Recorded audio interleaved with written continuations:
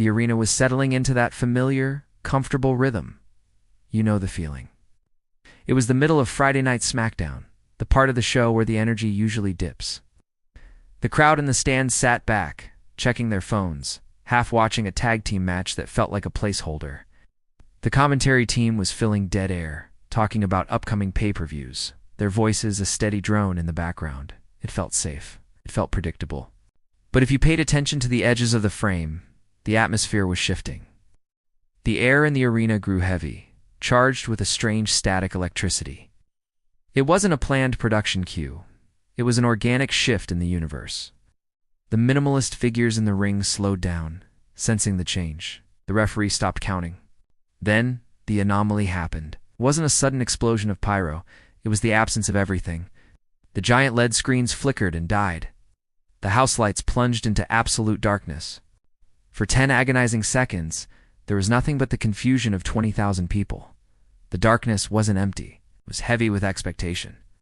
In that black void, thousands of cell phone lights began to turn on, looking like fireflies in a cavern. The whispers started low and rose like a tide. They knew. Deep down, before a single note of music played, they knew the landscape of the industry was about to fracture. This wasn't a technical glitch. This was a statement. The silence was the canvas, and she was about to paint her masterpiece. The noise that followed wasn't just a cheer. It was a physical force.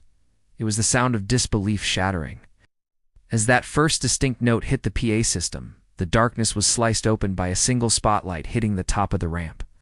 And there she stood. She didn't run. She didn't pose for the cameras immediately.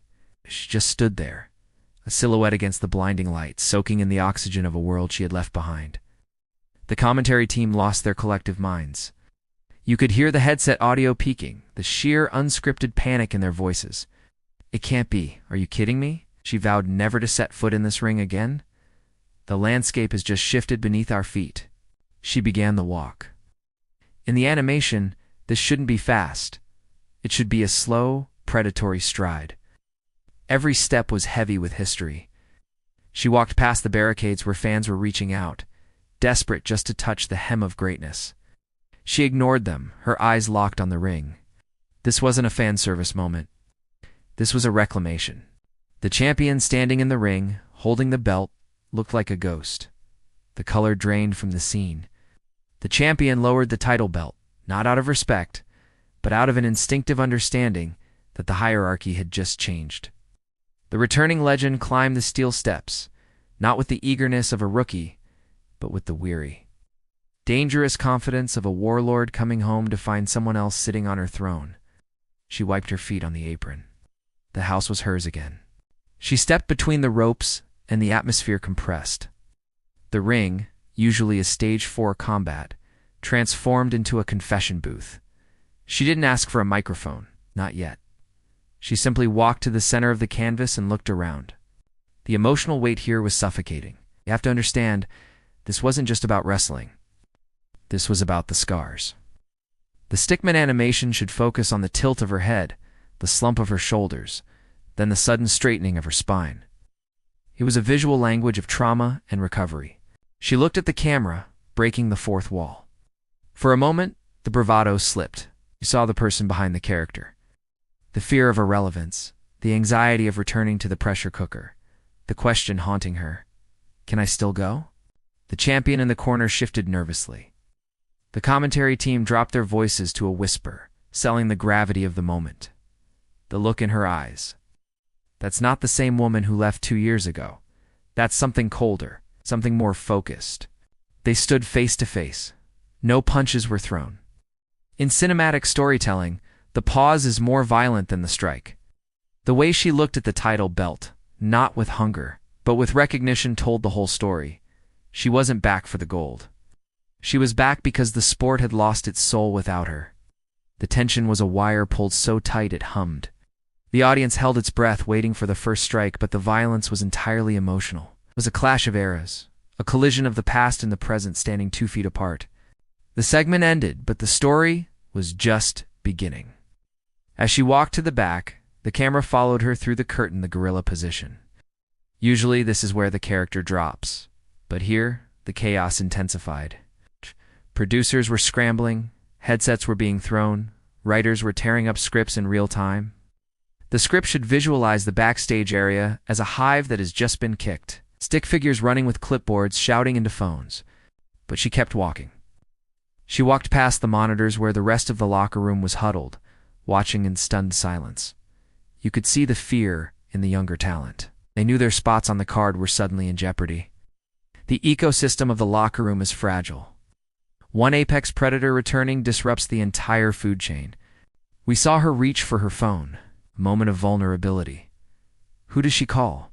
Her husband? Her kids? The agent who told her this was a bad idea. The screen shows her hand shaking slightly before she types a message. This grounded the Titan.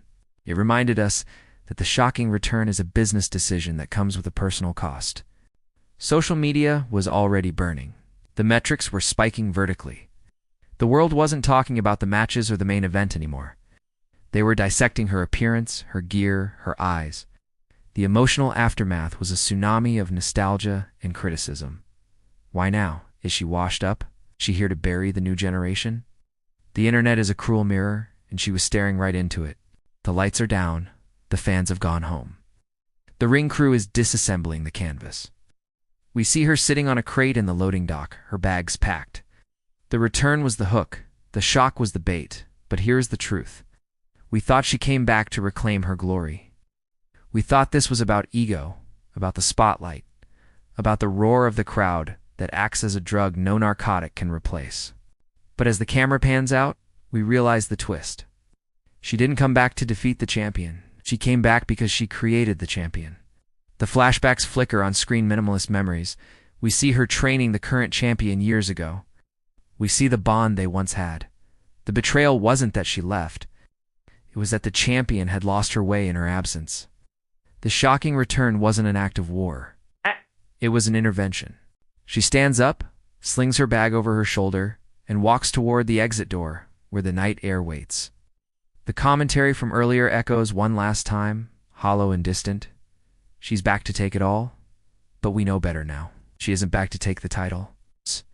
She's back to save the legacy of the business she built, even if it means destroying the person she loves most in that ring. The screen fades to black as the final cello string snaps. The silence returns, but this time, it isn't empty.